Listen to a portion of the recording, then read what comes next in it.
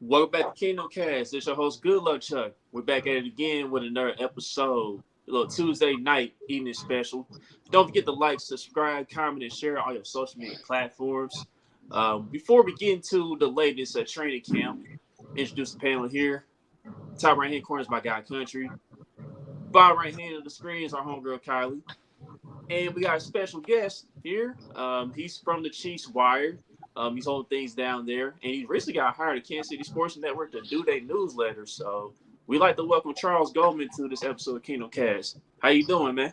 I'm doing great. Thank you guys just so much for having me on. I'm real excited to be here. I know Country and I have been talking about this for a while, so I'm glad we could finally make it happen.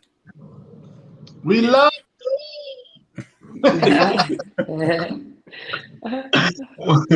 What's up, Charles, man? Congratulations on the new gig. Hey, I appreciate it, man. I'm really excited to be here, and I'm excited to be with KCSN now and still doing Chiefs Wire and still bringing Chiefs fans just some great coverage all around. Man, KCSN out here poaching all the talent. Yeah, they're swooping up everybody, man. DJ's got an eye for talent, and I mean, I know we got Nate Taylor on Tuesday on the KCSN update, and I know they've got some other things in the works, throughout all their coverage for Kansas City sports, and I'm really excited about what they're doing over there. Yeah, BJ is a beast. Yeah, that's Boogie saying what's up. Boogie saying what's up. There's Boogie. What's going on, man? Hey, Boogie. But yeah, Boogie, man. get to work. Get back to work. Right. Tell him. He gonna kill me later. I'll just Calling your supervisor. No, How you doing, Paul? Be safe. Be safe. Drive safely. So yeah. Training camp has been fun, huh, Charles?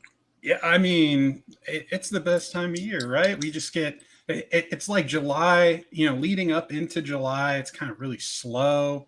Then you get to the end of the month and training camp gets here, and it's just one thing after another, and just brings you right into the season. I love it.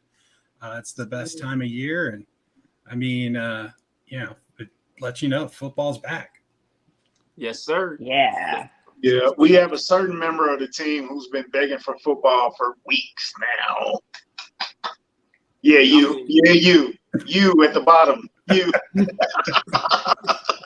I don't blame. I know, right? Every Monday, Kylie tweets, "I'm just ready for football. I don't care about nothing else." Well, we got first game coming this week. Hall of Fame game Thursday, right? It's one of those games where you're like, you don't even care who's playing. You're just happy that football's back. Exactly. And we have football every week now for like the next 6 months or something. So I'm excited. True. Yeah.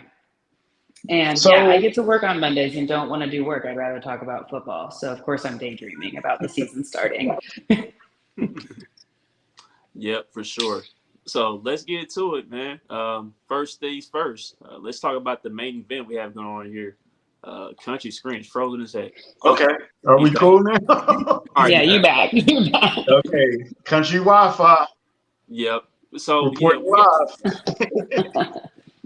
got Orlando Brown Jr. He finally reported to camp. He put in his first practice. It wasn't a full practice. He just did like 907. He did like individual drills. That was basically it for his day. So Charles, I want to ask you this: how did you think he looked from his first action from the clips or the footage that you saw? From what I saw, he was okay. He looks great. Honestly, it looks way better than he did last season. He's clearly been working this offseason. I don't think anyone has to question that. Probably a little bit rusty. I know he had that one-on-one rep against Mike Dana that was a little, Dana got around him pretty quick, but I mean, I don't think he would have hit the quarterback on that play. He kind of took him around the arc there. But I think it's going to take a little time, and which is why the Chiefs aren't really just throwing him into the fire. They could. I mean, Andy Reid said it yesterday. I believe he said that they're within their rights to just throw him right in, but they're going to do right by him. They don't want to get him hurt, get somebody else hurt. They're going to acclimate him and, just kind of ramp him up.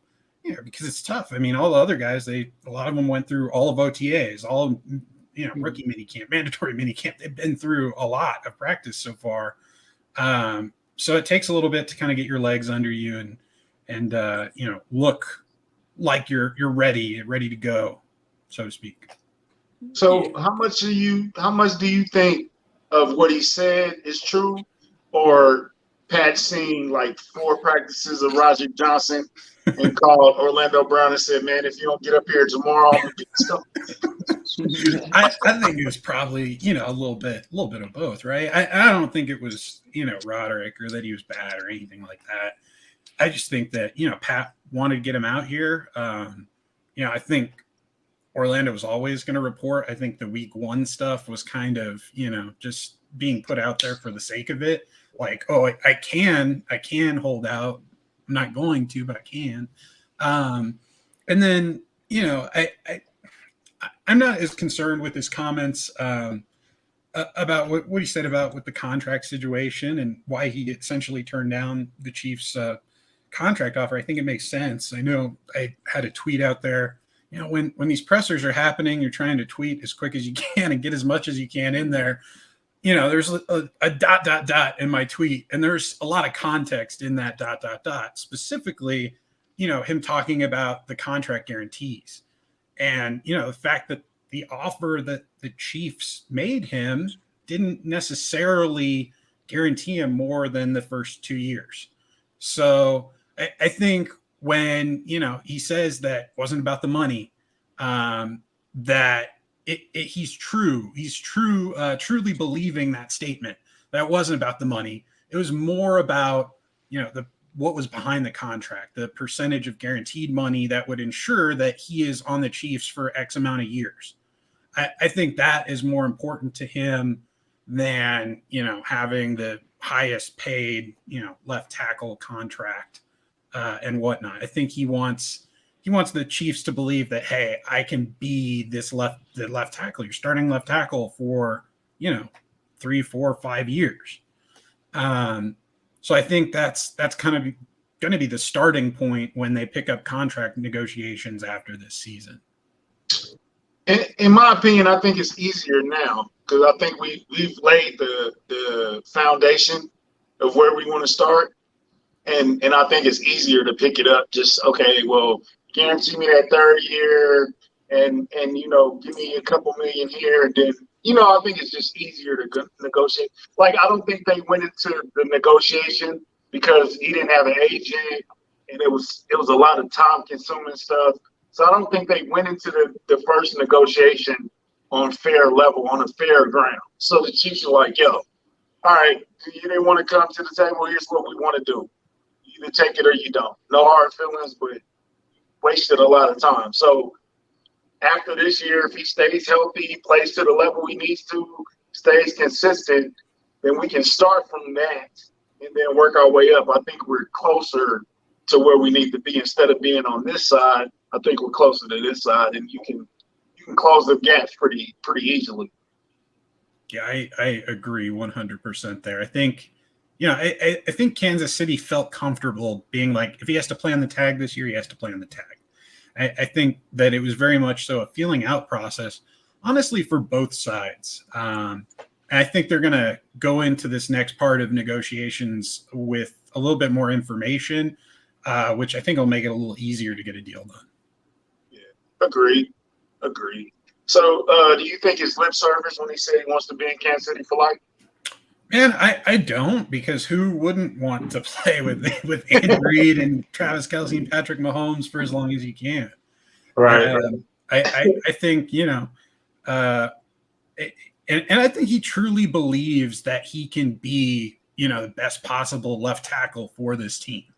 I don't think he has any doubt in his mind, that he, doesn't have the ability to somehow be that guy. I think he thinks he is that guy, and I think he'll prove in some ways to be that guy this season. Yeah. So what do you see behind Orlando Brown? We know we got Roger Johnson. We know Tony can step over there in a heartbeat. What's the kid from the Texans we picked up? Christian? Jerome Christian. Yeah. Jerome Christian. So it's kind of, is the cupboard bare? Because it seems a little bare. I think, Andy Reid kind of said you can play with Roderick. So, I mean, I feel like that's probably true. I think you can play with him. Do you want to play with him for more than like a couple games, like a spot start here and there? Or like, if Orlando got hurt, maybe like 4 or 5 games, something like that. I don't think you would want to play with him there for more than that. And, Thuney, I think that's kind of a pipe dream. I know, he filled in that one game last year. I think, outside of emergency situations, you're not going to see him move to tackle. I like what I've seen from Kennard, the rookie 5th round pick on the right side. I mean, I think he should be pushing Wiley for that starting job. Just with some of the reps I've seen, one-on-ones, some of the team stuff as well. I think there's something to work with there. I don't know that he'll be quite as ready as like the rookies that we got last year on the offensive line. I don't think they're going to want to throw him into the fire right away. But you never know. I think the preseason could be kind of telling for some of the depth at the tackle position and how they want to proceed. Personally, I know that I would be looking around always to find, potentially trade or, acquire players. I know the other day I saw that Ian Rappaport had put out there about the Bears tackle Tevin Jenkins. I know that's a guy that they, met with, did a lot of research on last year in the draft. He's got some maturity issues, some health concerns and whatnot, but that's just going to make him cheaper. So, if you can throw a conditional pick to a team like the Bears, maybe tempt them, be like, hey, if this guy ends up playing and starting a bunch of snaps for us, we'll give you, a 3rd rounder. But if he doesn't, you get like a conditional 5th or something, that something like that, where you can get, a guy who, has a lot of potential still and maybe will work better under your coaching staff, has, a couple years of control left. I think something like that, I would explore it to maybe beef up that depth a little bit. Because you also, you don't know what's going to happen with Orlando Brown Jr., right? Maybe contract talks go sideways. And next season, you find yourself looking for potentially a left tackle and maybe a right tackle and, find yourself in a situation kind of similar to where you were, a season ago when you had to get rid of Eric Fisher and Mitchell Schwartz. Yeah, we do got that relationship with Ryan Poles too out in Chicago. Mm-hmm. So, hey, never know. Never know. When did Trey Smith actually win the job? Was that like solidified preseason? So did it come down to the wire? No, I think it was when Larry, I think he broke his hand, right? I mean, first they had Kyle Long in there. He got hurt. Then Larry comes back and he broke his hand or something. He had some injury, and then they put Trey in there. I think it happened before training camp, and he kind of just earned the job, as that first week went and didn't give it up. Right. Yep. So if something were to happen with like Wiley, that could be a way in for Kennard. I think that's probably what you're getting at there with that. Yeah, that's what I was like. I was wondering, did Trey Smith earn a job or was it we didn't have a choice? Yeah, it was injury related where they kind of threw him in there and just let him go. Right. Yeah. So speaking of Trey Smith, he got thrown out like a rag doll by Chris Jones, man. Earlier, Chris Jones was a beast. Yeah. But I said, hey, that's gonna make Trey Smith better. That's gonna make him better. Yep. It's what it is. So. Okay, the last time we seen a motivated Chris Jones, he had over 20 sacks, right? Yeah, he was doing work. It looks like he's very, very motivated. I'm not trying to get anybody like super excited or overhyped, but he looks extremely motivated this year. Frank Clark looks extremely motivated this year.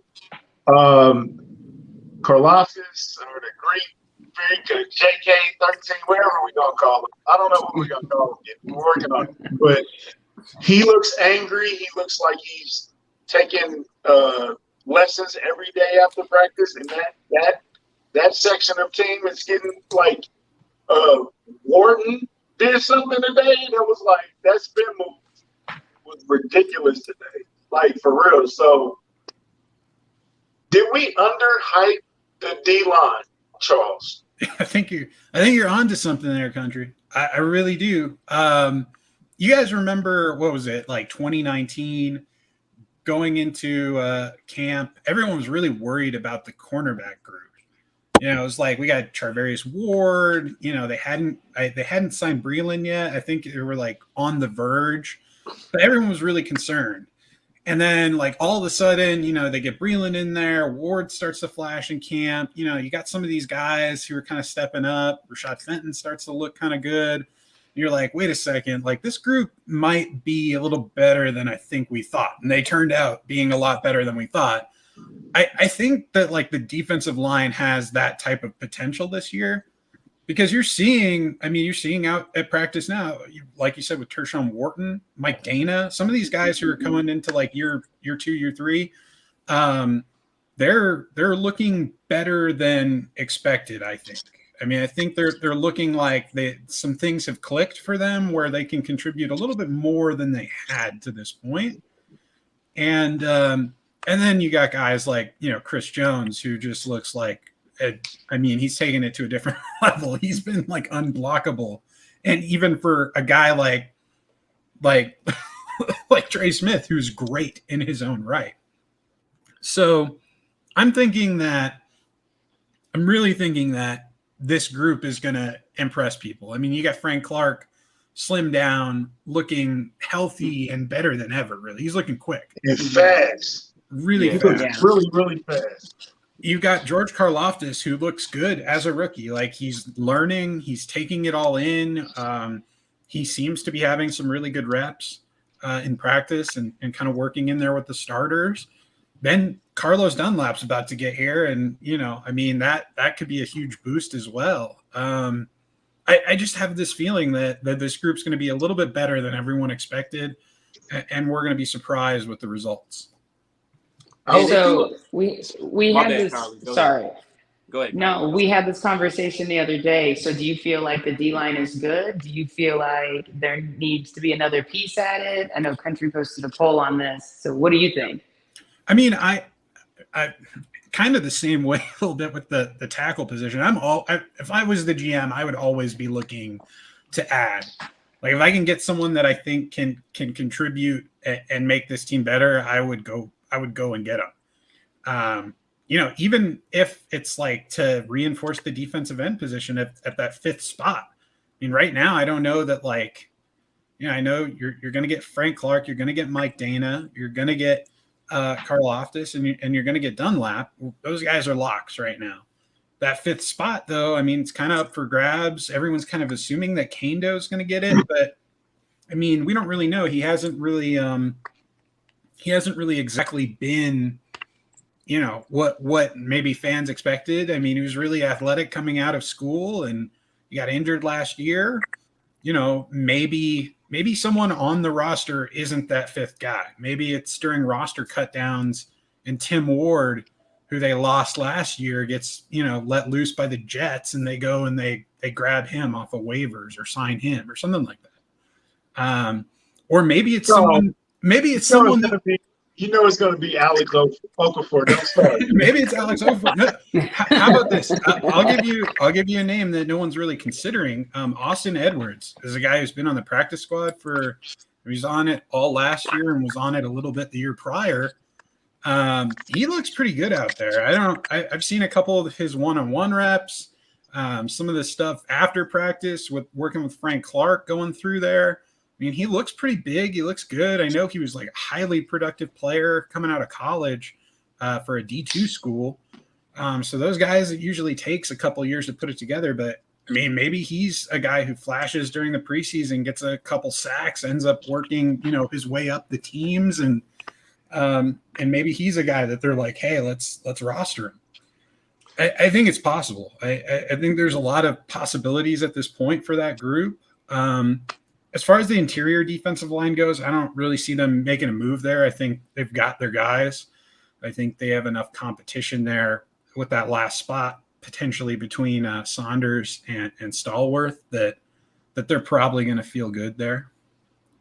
Yeah. So, speaking of the defensive line in general, like, what are your expectations for Carlos Dunlap as he makes his arrival sometime this week?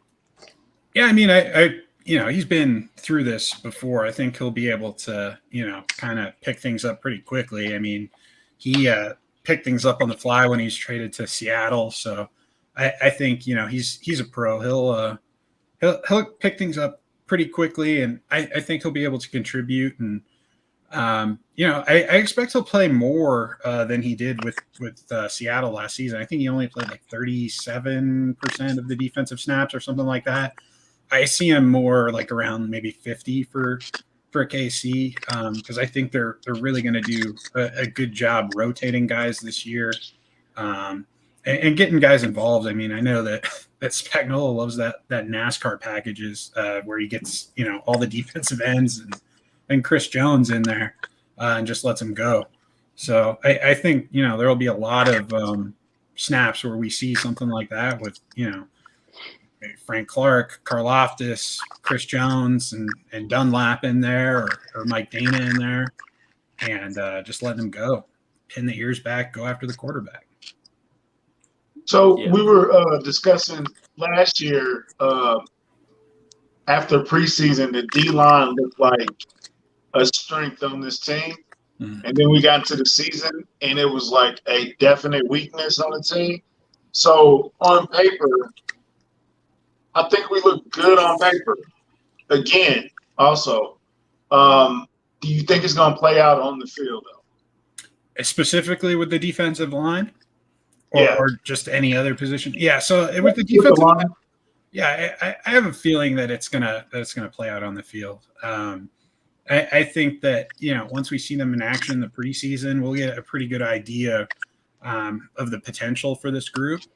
And I think they'll be able to build on that, get a little momentum. And I think they need that defensive line to be good because, if the secondary, I think they're going to need a little bit more help than maybe we're considering this year. I think that might be more of the problem spot on the defense than the defensive line. I think safety group's good. A little bit worried about the cornerbacks so far.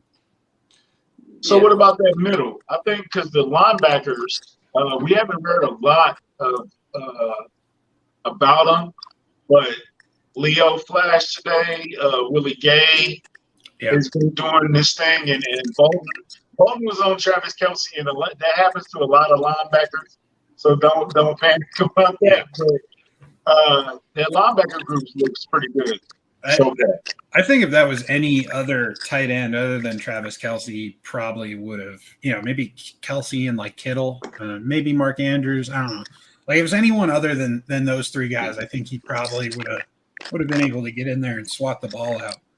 But I would say that I think that the linebacker group, they did flash a lot today, and it's specifically against the run game.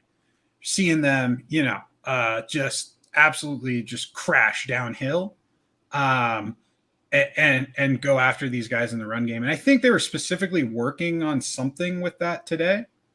And I'm not sure if that was by design, but they looked really good today. And like I said before when we were backstage, at this point of the year, this is their time to shine. Like the pads come on, the tackle periods come out, the run game stuff, the 9-on-7, like this is when they're supposed to flash and show out.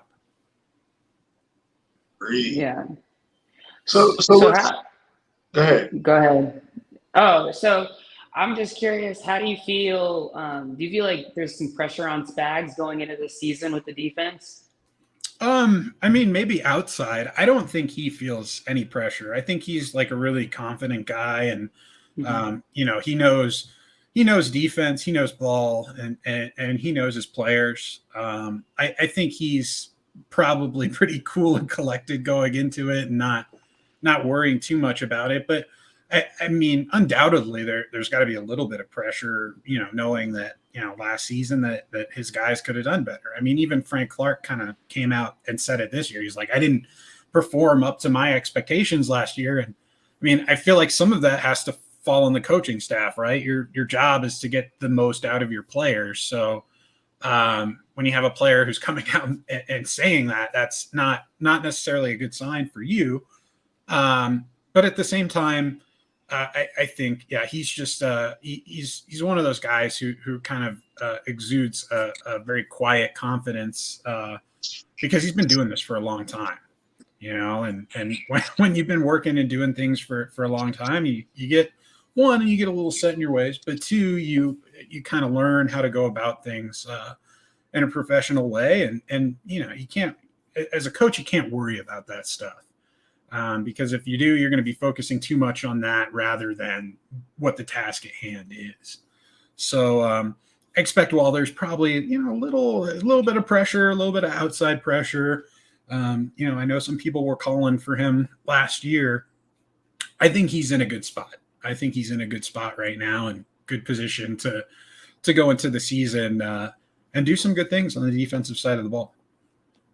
So when you say the secondary looks a little off, or not off, but do you think it's the youth? Do you think they're just now picking up? I think it's a little bit the youth. I would say if there's another veteran add, I would like it to be in the cornerback room. I mean, you already see they're rotating. They had Joshua Williams in for the early goings of camp. Trent McDuffie's been starting, and now Jalen Watson. Most recently, he was starting as well. So I just think that they're rotating these guys, trying to find out some answers and see what they've got. And I think that's at this point of the game a little concerning that they're doing that, and they don't necessarily have maybe like their heart set on like, hey, these three guys are going to be our guys. I know they have a lot of confidence in Rashad Fenton, who's been injured on the active PUP list. So that's a little reassuring, but we don't know when he's coming back yet. And he's always been great off the bench as kind of like that fourth guy. I've worried a little bit about what I've seen from Trent McDuffie, just how he handles size at the receiver position. I think that he could struggle with that a little bit as a rookie. I think there's just going to be some plays where he's going to have to like take his lumps, where like he's going to be against a bigger receiver and it's probably not going to go his way. And he's just going to have to figure out a way to kind of, build and eventually overcome those type of things. I really think he would have benefited from a season working with Tyrann Mathieu, just with the size stuff. And, so that kind of concerns me and worries me a little bit, but at the same time, I mean, he hasn't always been like the ball production guy. He's more like the lockdown, like such tight coverage that you're not going to throw the ball in his direction type. I like that they're working him inside out too. That they got him at nickel sometimes, and they have him outside corner because I think that he's a guy that his future in the NFL is going to kind of be that lockdown nickel guy. Yeah. Okay. I'm trying to think of what vet is out there actually. Yeah, I don't know. Maybe Janoris Jenkins. I don't know if he's still out there. I don't know. I mean, there's probably a couple of guys, but I feel like they would benefit from having that veteran presence when having two rookies in the cornerback room, that could be tough. And I know like Joshua Williams, length, size, speed, like he's got it, but like he's going to have that like adjustment period that I think that a guy like Charvarius Ward had like early in his career, like 2018, kind of like I think the Seahawks game was his first start, and at end of that season he kind of struggled a little bit to kind of find the ropes. I think he's going to have a couple of games like that where he just gets dotted up a little bit. They're gonna throw some tough balls and some bigger receivers on him, and he's going to be in position to make the play. And I feel like there's just going to be a rookie mistake or something like that where he lets it by him. And that's tough. That's where I think the defensive line is going to have to come into play because, if you have some guys who are breathing down the neck of the quarterback, it's a lot easier for your cornerbacks to cover and make a play than it is if they're not, if they've got a clean pocket. So you comfortable throwing them in the fire? The rookies? Yeah. Yeah, I think you have to an extent. Otherwise, they're, you coddle these guys a little too much. You're not going to get very good players out of them. Right. But yeah, throwing them in and seeing what they can do, I don't think there's anything wrong with that. I think as a coach, you have to have the confidence to do that, confidence in your coaching ability, but also in your players to be able to do that. I think, having that confidence is actually a big thing for the players, right? If you have a coach that believes in you, believes you can go out there and do it, that's a powerful thing. So I think that's a bonus and a benefit and will help some of these young guys early. Maybe I'm a little off here. Wait, who knows? I'm excited to see what they look like in the preseason, though. Working against guys who aren't necessarily the members of the team. Right. Yeah. Yeah. I feel like this is the most excited I've been for a preseason since I can't remember. Do you agree? Yeah, I'm excited to see preseason games. I only wish we got to see the first team, a little bit more in that first game. Right. But they like to build them up just kind of how they do in training camp. Yeah. I what was that kind of comment? He was like, Spags won't play him. He's going to play the young guys. He doesn't have a choice this year. Right. I don't think he has a choice. Yeah. Ronald So Jones was the first. Yes. Welcome to Death Row. Ronald Jones. oh boy. Oh man, So, are we gonna get into the Ronald Jones talk now? I don't know if I should do that. I started a battle with my 53-man roster prediction before training camp. Is that just a rumor, or is that starting to become more of a thing? Right. Obviously I hadn't seen him in camp prior to my 53-man prediction, but I feel a little validated with what we've heard out of camp so far. He'd been working behind, 4 other running backs. So he was really the 5th guy getting reps, working primarily with the second team. Now he's got some first team snaps and 9-on-7 and stuff like that. But the thing about 9-on-7 is that those periods are designed for running back success, right? You have that advantage there. And then, obviously defense is trying to, shed tackles and stuff like that. I like to call it shed period. But I think that, Rojo's got an uphill battle. A lot of these guys that are going to be making the roster as kind of the, second, third guys, second, third, fourth guys at their position, special teams is a huge, huge thing. And he doesn't really play teams. Dave Toub didn't mention him at all today in his presser. That's concerning. And, the big thing, if they cut Rojo, cut Gordon too. I think, Gordon's got an uphill battle also. But for Rojo, I think that, I think that he's going to have a chance in the preseason to kind of flash and show what he's all about. But, doesn't catch the ball, doesn't block well. That the thing that he's good at, the short yardage runs. In 2020, he was really good at picking up first downs in short yardage, short gain situations. I feel like that's something that could be valuable for the Chiefs, but is it valuable enough that you're going to have a whole roster spot just for that? That I don't know. If you look at Andy Reid's history with running backs, look at the Chiefs' history with running backs, they like guys that can do a lot, whether it's, special teams, catching the ball, pass protection, the short yardage stuff. They like the full package. They're not looking for the guys who can just provide that one thing. And when you see like a 7th round guy like Pacheco getting run with the first team, it's like why is a guy like Ronald Jones not getting that opportunity? I just that concerns me. It felt a little bit validating for my roster prediction. I'm going to be putting out another one after the first preseason game. I'm going to have one after each preseason game. So we'll see if my opinion has changed. Right now, if I had to put another 53-man out like tomorrow, I don't think Rojo would be on it after 5 training camp practices.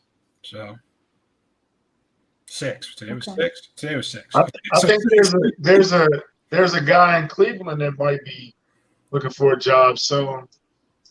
Yeah, I don't know. We'll see. We'll see. A running back in Cleveland that we know. As much as I would love that, I feel like that bridge has been burnt, unfortunately. But you never know. You never know. Stranger things happen. Yeah, but it's surprising because like Ronald Jones, there was some hype around him before training camp even started. Like he was gonna be the main guy running the ball, and like Clyde's gonna be mainly the guy just catching the passes out the backfield, and he'll incorporate some runs too. But people felt like Ronald Jones would be good in the system, and I haven't really heard much noise like you said throughout camp so far. But who knows? We'll see if things change during game action. But yeah, he definitely has an uphill battle to go. Yeah. You better hurry up. Yeah. So, well, let's talk about your wide receiver room since Gordon was brought up. Gordon was terrible today. It was rough. He had a rough one today. Yeah. What I saw. We're back. There you are. There you So, so Gordon was brought up. Is Gordon on the outside looking in right now too? I think he is. Again, Toub didn't really mention him much today when he talked about special teams guys. The word out of camp has been that Gordon's been struggling with drops, which was the story last season as well. So that concerns me. We'll see. We'll kind of see what happens with him. I think he'll still have a chance. I think preseason is going to be important for some of these receivers. For some of these guys to show out, even the guys who are said to be, having good stuff going on special teams and in these training camp practices. I think that they're going to have to impress as well during the preseason against these other teams in order to really cement themselves as quote unquote the guys. So I'm thinking Juju, MVS, Sky, McCole. Those are locks. Those are locks. Those are my 4. I'm not. You can't convince me those guys are not making this team. Honestly, I'm almost ready to put in pen that Justin Watson is number 5. I'm almost ready to put that in permanent. I think Nate Taylor said that today too. Yeah, I'm very, very close to saying he's that guy because Toub compared him to Marcus Kemp today, said he can play that same role. Oh God, yeah. Right? Put him in marker. Right. And we know that Toub loved him some Marcus Kemp. And then, he's been doing well on offense too. He had some really nice play with the second team with Henny. I believe it was yesterday, first day of pads. I think he had 2 touchdowns from Henny. So, and we already know that Patrick Mahomes likes him. He was raving about him during OTAs and had him in Texas and stuff. We know he's faster than people expected. So, I think that all those things are playing right into the hand of Kansas City when it comes to essentially picking some of these guys. So how about Cornell Powell? Is he a practice squad candidate again, or can he crack that 6? It's possible. Anything's possible. I think he's going to have some tough competition. Doris Fontaine, I think he I think he's got kind of the inside track being, more of a special teams guy. And, last season getting the call up late in the year in place of Josh Gordon. I think there's some trust there that maybe there isn't with Powell yet. But, it could be one of those things where it's like, maybe Fontaine doesn't have a good preseason and Powell comes out and like just absolutely, goes nuclear on offense and, is doing some nice things on special teams. We got to remember that some of that stuff will play into this. It's not all just what goes on behind the scenes here at training camp, though there are some things behind the scenes that we won't see that'll go into it. Maybe Powell is like really good in the classroom and someone else isn't. And it's like, well, we want Powell because he's so good at, taking this coaching and he knows the system better and whatnot. So, I mean, there's a lot of different nuance that kind of comes into play when it comes to making these roster decisions. Yeah, definitely. So is there almost potential for Kansas City to be in the wide receiver market? I don't think so. If anything, they might like look to trade one of these guys, I mean, I was telling our Broncos Wire editor before this. I sent him a message in our Slack and I was like, hey, I know that I think Russ had a good relationship with Josh Gordon. Maybe the Chiefs decide, hey, let's get like a 7th round pick for Josh Gordon, send him in the division over to the Broncos. I mean, if you're going to cut him, I mean, you might as well get something, right? So, that's a wow. That's a huge statement if you trade him to your rival. Like that's huge. It would be risky. But you never know. Possible. Yeah. Yeah. So give us a running back. Yeah. So outside of the behind the back pass or the whatever else is going on, what are you seeing? What differences are you seeing out of Patrick Mahomes going into this training camp? Well, just from what I've heard, I think that like he's like really settling in as like a leader, a little bit more. I think it was Wes, one of my contributors at Chiefs Wire, when he was out at camp. I mean, he kind of noticed, and he's been going the last couple of years, every year, and he's kind of noticed that progression. I had asked him, I think on our podcast, I was like, were any of the coaching staff, was anybody like yelling, getting after some of these guys? He was like, no, it was Patrick Mahomes who was doing it. Like if someone did something wrong, it was Patrick Mahomes who was getting on him. It wasn't the coaching staff. So I think he's really like taking ownership over like, this is my team and doing a lot of different things in terms of the leadership aspect that maybe he hadn't done in prior years or wasn't as vocal about in prior years. I think he's a little bit more comfortable and confident doing that with all the success that he's had. Yeah. It sounds like even Andy's got a little bit more trust in him as far as the leadership perspective goes. I mean, letting him run that camp down in Texas and kind of letting him do his own thing there, which is great to see. You just think about, where he is now and how great he was coming into the league. You're like, well, what does he have to work on? But there are things, Right. But, and he'll tell you as much. I mean, there's always something that you can work on, get better on. And he has that mindset too, where he's always going to find something, no matter how small, minute, he'll figure it out. Mm-hmm. So off the wide receivers, until he was hurt, Jody Fortson was making a lot of noise. In the days that he's been out, Noah Gray is the new pretty guy on the block. He's done a couple things. He did a couple things when we were up there Saturday. He flashed a couple times. So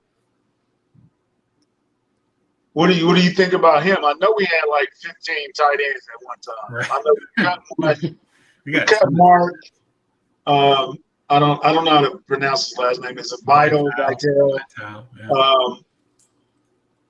Well, Noah Gray, Blake Bell. Like, are we keeping 4 tight ends? We usually keep 3 or. If I'm Kansas City, I'm keeping 4 again. they kept Ford at the start of last season. I mean, Jody kind of forced their hand there. Yeah. And I think they do it again. I mean, the only reason I say that is because I think Gray is good in pass pro. I think he can hold up in pass pro, but I don't think he's got the mass really to run block like Blake Bell does. And Fortson, he's improved in his blocking, but I think you want him catching the ball if he's on the field. Like you want him involved, forcing that mismatch. So I think I'm keeping 4. And I think Gray is going to have a pretty big role this year. If even as like a decoy. And I know I've seen him, done some of this, like, halfback, type of like fullback stuff on the wings. They send him in motion a lot, on the counter plays and stuff like that. He's good with like the impact blocking, but he's not a guy that I don't think you want to like isolate him like on the line and line him up and have him, working against a defensive end one-on-one or something.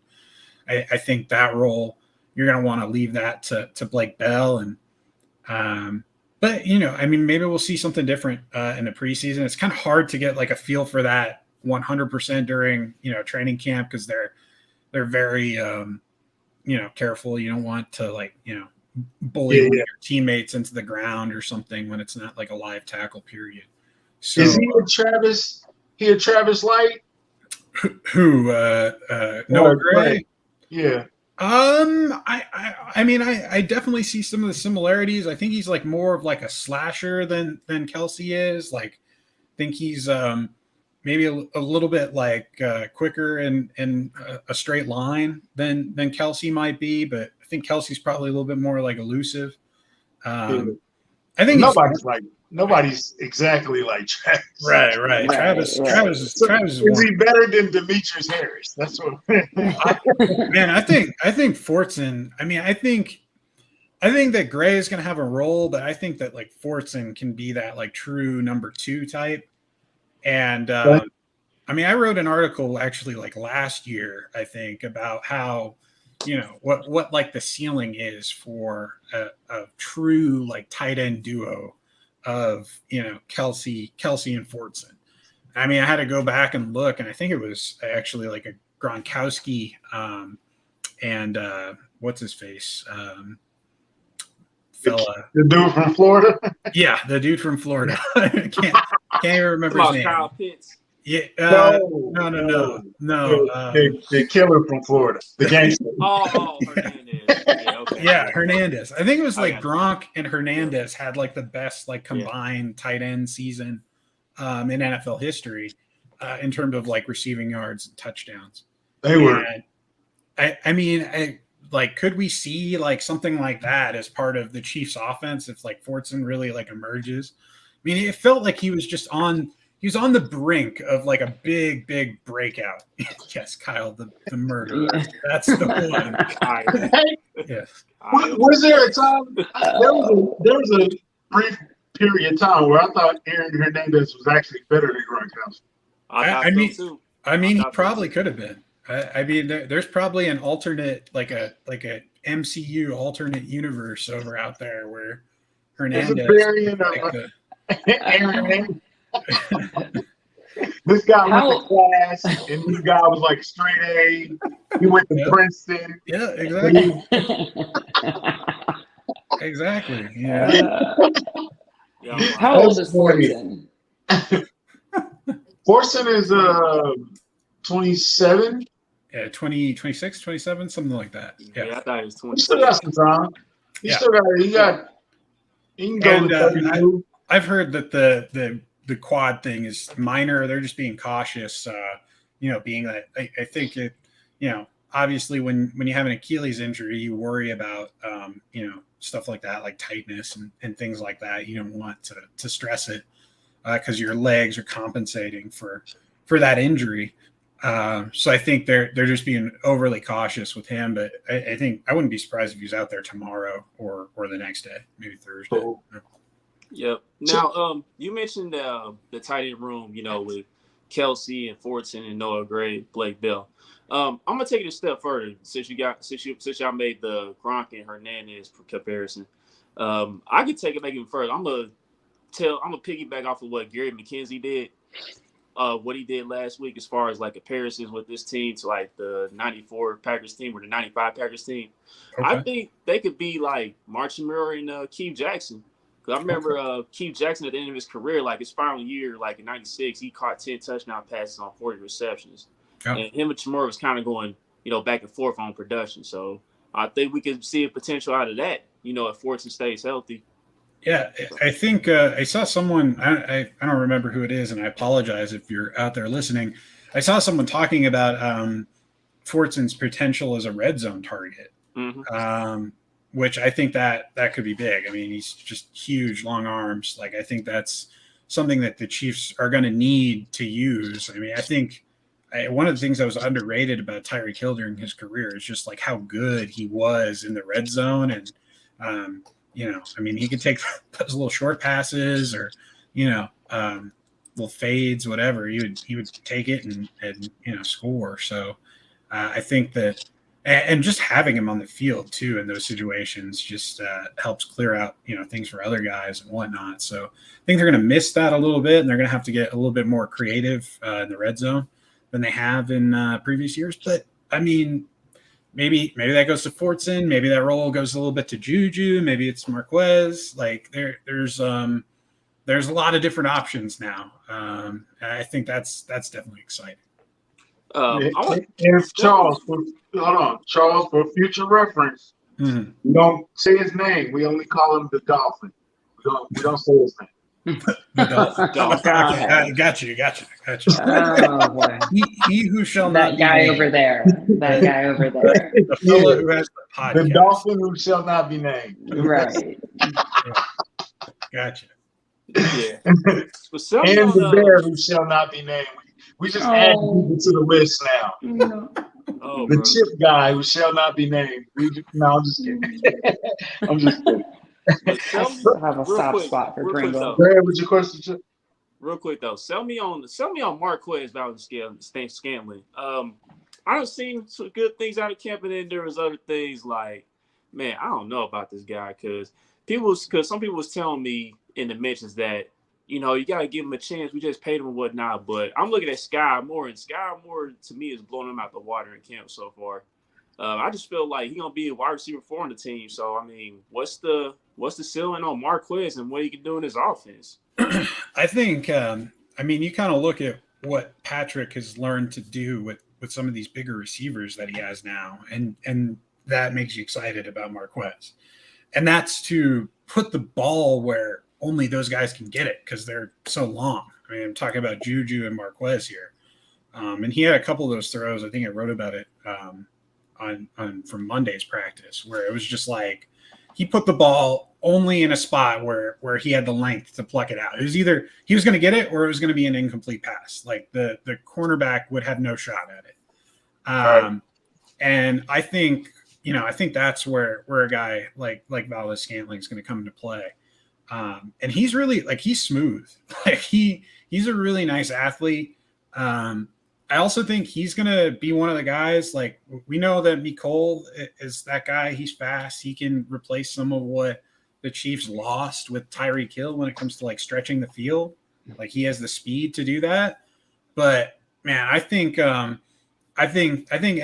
is going to be a guy who can really stretch the field because he has that length and that size too. Like he gets a couple steps and then he's gone. And then, Mahomes throws a bomb and, even if Mahomes overthrows him a little bit, he has the length to kind of lay out and get that. So, I'm excited about him. I know the hype hasn't quite been there for him compared to Juju, who is looking like wide receiver 1, and Sky Moore, exciting new rookie who's making plays, working in with the first team. I mean, even Mecole has had some stuff that I feel like a lot of people haven't heard it quite the way that I have, but he's taken some big chunk plays, whether it's a short yardage or a big deep pass, or he had today 40-yard touchdown run out of Wildcat. I mean, right. I think they're going to get creative and use him in a lot of different ways. I think they kind of learned the end of last season, hey, this guy can be that yard after the catch weapon, we can kind of mix in some of the other stuff that he had success with as a rookie. When Hill was out, those first what was it, like week 2 through 6 or something when he was out.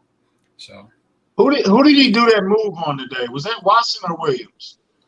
Who, Nicole? Yeah. It was on Watson. I think that was like that was a weird that was a weird coverage call. I think they were playing like inverted like cover 2 where Watson's responsibility, he had like the flat. But he also went in to like kind of jam him at the line of scrimmage to kind of like slow him up, but completely missed his jam. rookie mistake. Like guys. Okay. But yeah, I think that was just kind of a by design type of coverage thing rather than Nicole running by the guy. However, like I saw like a route, maybe it was on Monday. I don't know if it was against Joshua Williams or something, but that was one of the like best routes I've ever seen Hardman run. I mean, it was a short out or something, and it was. Woof. Are we sleeping on McCall a little bit? I think we are. I think he's going to have a big year. Yeah. I think the fans have a love-hate relationship with McCall Hardman.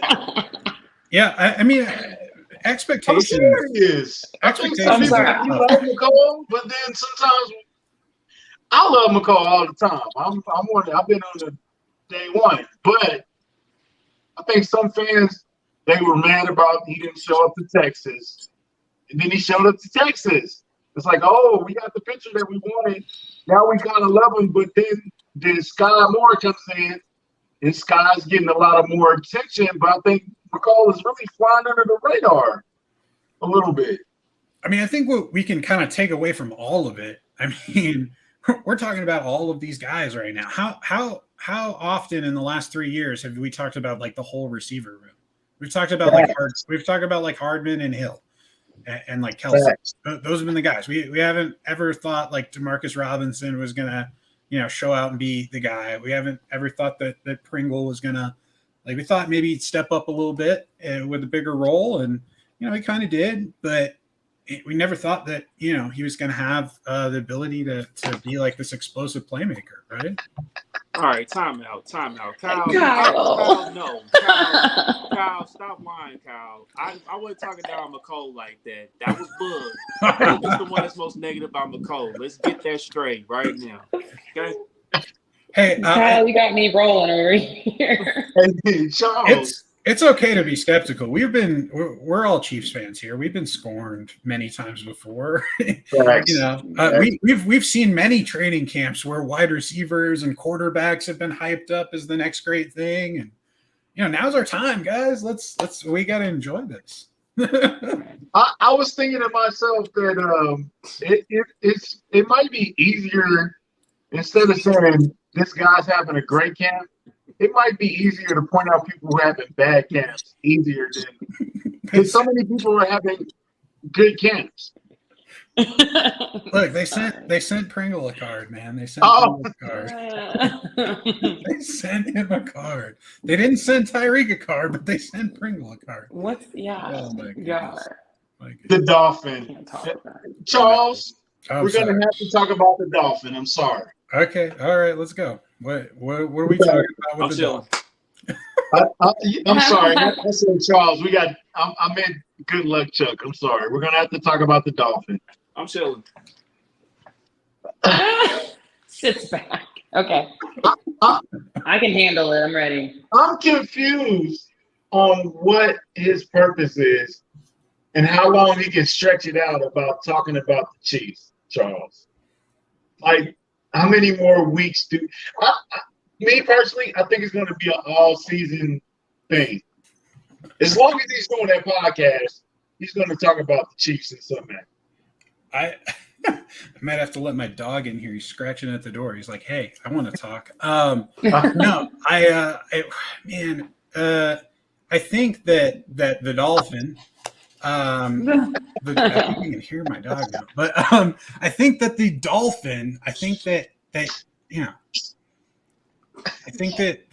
training camp for him, maybe it's not as intense as Chiefs camp was, and maybe he's getting a little bit bored. Maybe the numbers on the podcast were down a little bit from, he had I think a Bills player like Jordan Poyer or somebody on recently. So maybe, he was like, hey, this is a business decision. I'm going to bring Pringle on, talk about the Chiefs some more and get everybody riled up and listening to my podcast again. I don't know. I mean, I hope that I wish him success. I hope he does well with the Dolphins. I saw that there was a clip the other day, which, that should have been the one that the Dolphins led with Tyreek, that deep pass from Tua.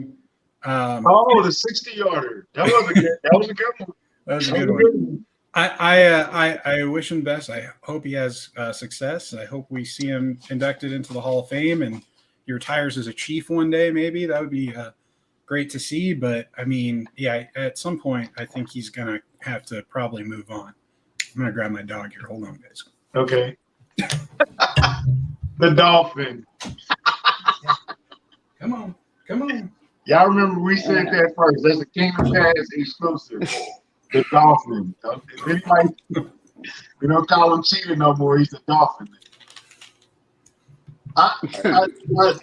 Sometimes you just got to move on in a relationship. You can't go into your new relationship with old luggage. Throw your old luggage out, buy some new luggage, which means throw your old issues out and form some new issues. What you do. So, all right, welcome back to the podcast. Welcome back, Chuck. Yeah, we done? We done now? Okay. All right, so I want to talk about special teams real quick. Dave Toub made some announcements with the special teams. I don't know if you guys covered it or not because my phone was overheating. I got to get that taken care of. But Isaiah Pacheco, it looks like he's going to be the kick returner like I've been mentioning for quite some time. I was thinking he was going to be the kick returner on this team. I know today Toub said Justin Watson would be a name. Brian Cook would be a name. Dory Fountain would be in consideration. Deion Bush, Elijah Lee. He mentioned a few names that could contribute on special teams. Jermaine Carter Jr. So, I mean, what you think about what Dave Toub said in regards to the special teams? I think you got to listen because Dave, he's got control. Like, whether we like it or not, he has got say as the assistant head coach, as the special teams coordinator. He has say in this roster and its final composition.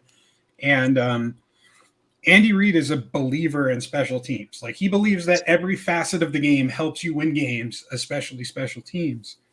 And I think that, we're gonna see that in some of these decisions that are made. I mean, Dave Toub flat out came out and said that, the receiver battle right now, like those decisions at the bottom of the roster are going to be made by special teams. So, we talked about 4 guys who are making it. Those potentially, 1 or 2 spots. I think they carry 6 this year. I think we all are predicting that are going to be, determined by special teams. So maybe it's if Pacheco's a guy they're rostering and he can be the kick returner, then maybe it ends up being that they look for guys who are like gunners on punt coverage or guys who can play kick coverage. So like the Justin Watson, the Doris Fontaines. Maybe it ends up being, like Corey Coleman is a guy who can return punts for us. Like I was pretty convinced before Justin Ross went on injured reserve that the Chiefs were going to find a way to put him on the roster and have him return punts. I know people would probably be mad because they're like, whoa, injury prone. You don't want that guy returning punts, but like he was really good in high school as a punt returner. And, he was one of the first guys taking like punts and OTAs and mini camp and stuff. So I kind of had a feeling that was going to be their plan, but now they're kind of having to adjust. So, I think, I think Nicole's probably going to be their number one punt returner, but they need to find another one. I do think they are keeping a fullback the juice. Yeah, they keep Burton. They definitely keep Burton. Yeah, I think they're keeping Burton. Actually, I'm gonna have another article from my interview with him coming out here in a couple weeks. I think they're keeping Burton. Look, Toub can have his control over the roster as long as we upgrade over Marcus Kemp. I'm fine. I think Watson will be an upgrade over Kemp. maybe Corey Coleman is a good punt returner. I don't know. We're going to find out here in the preseason. I think, I think that none of the stuff with the special teams stuff that Toub came out with today, I don't think any of it is really set in stone. I think Watson maybe might be the closest to that. But I mean, he kind of said, he was like, we're going to make these decisions all the way up through the Green Bay game. So, I think that those games are going to be important. When is the first cut? After the first game, right? The Tuesday after the first game, I believe that is the 16th of August. Don't quote me on that, but check out KCSN Daily because I have that date in there in the newsletter. So. Okay, so that's country. What kind of is that 90 to 83? Yeah, that would be 90 to 85. So 85. They have to cut 5 players. Knowing what we do from last year, I think they usually will cut like the 4th quarterback and some of the receiver depth that might not make it and stuff like that. It's not gonna be no country. shot. What kind of Capri Sun you got? Oh, let me see it. Make sure you're doing it right. The berry. Okay. I've not had that one. Yeah. There you go. Talking about when they redo the Capri Sun packets. Capri Sun, we need a whole new sponsor. packaging. We need a sponsor for Capri Sun. Yes, it's amazing. Maybe this thirsty, is the best juice. Go buy. I ain't had that in years, man. Yeah. So, we got some hey of the man, first. Charles, you put in good work, man, and I've been following you for a while. We all have been following you for a while. You put out quality work. I mean, before I was working and doing this, we were all chopping it up on here just as fans. So, I appreciate you guys following me now that I do this professionally. But, we do it because we got love for it, right? Yeah, we all love this thing, man. This thing we call Chiefs Kingdom, Chiefs Twitter, whatever we are. But we enjoy you, man. We're proud of you. You got the new gig, and you're still holding down Chiefs Wire, and you're knowledgeable on the subject. Like, you don't just throw stuff at the wall and try to make it sick, which a lot of us do. Even Charles, even Chuck does it. But nah, man. We appreciate having you in today. I think. Do you have another question, Chuck? Oh no, I'm done. No, you good? So, when you going? Are you going up to training camp anytime soon? You said you got one more in you? I hope to get out there that last week if I can. I just don't know if it's in the cards for me right now. But if it is, I'll let everybody know and we'll try to meet up. How about that? Yeah, that'll be nice. I got one more in me. I gotta take my son. And do it. You gotta take him. You gotta make sure you get up there at the front of the line for autographs, and you got to hold your son up there because it's sad. I see it all the time. They got all the adults out there trying to push up against the. Wait, what? We got a Broncos helmet out here. What is going on? Where did that come from? Something you need to tell us? Okay, I'm gonna explain. Oh God, my son wants a football helmet, so they went to the store. And my mother-in-law, this was the only helmet they had. What the heck? Let's put a new sticker You gotta paint that thing. Put some new stickers. I want to burn. What's going on here? Burn it. What is going on here? I love that she ratted you out too. She was just looking behind you. Wow, you know I was trying to hide that, man. Wow, Like, so everybody's not turning against me. Wow. The only other team memorabilia I have in here, I have the Marshawn Lynch Skittles pack like over my head. You can kind of see it back over here. Oh my God. Okay, so really we gotta answer Kyle's question before we go. Oh. What is it? We still a year away from Shane taking Chad's job. I think so. That's a good question though, too. Unless Chad decides to retire, I just don't. I don't really see that happening.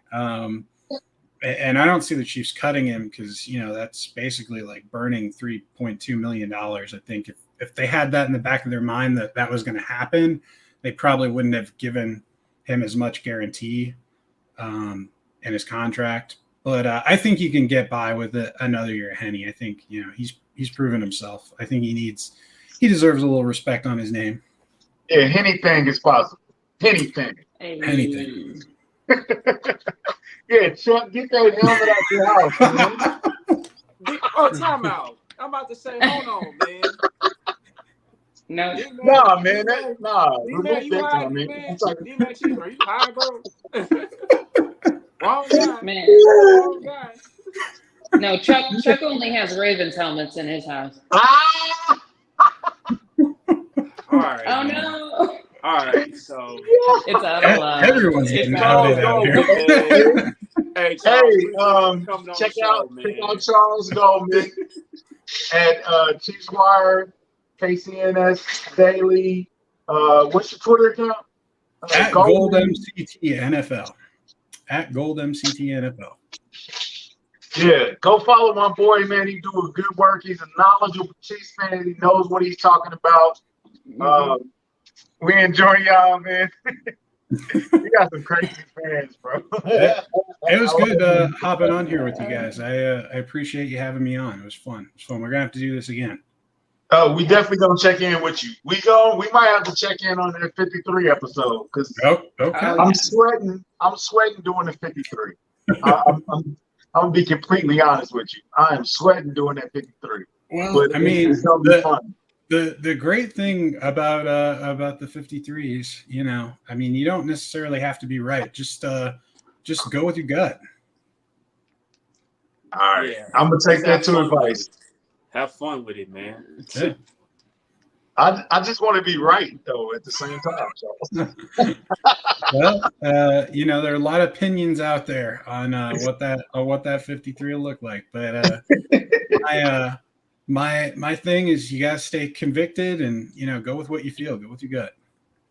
For sure. Come here. Yeah. Say like and subscribe. Say good night. All right, bye. I can't believe she put the helmet on the. Oh God. Peace, man. Like and subscribe to podcast Kingdom Kast. Follow Charles Goldman. Yes. All right, y'all. Thank you, Charles. Bye. Thank you, Charles. Thanks, Charles.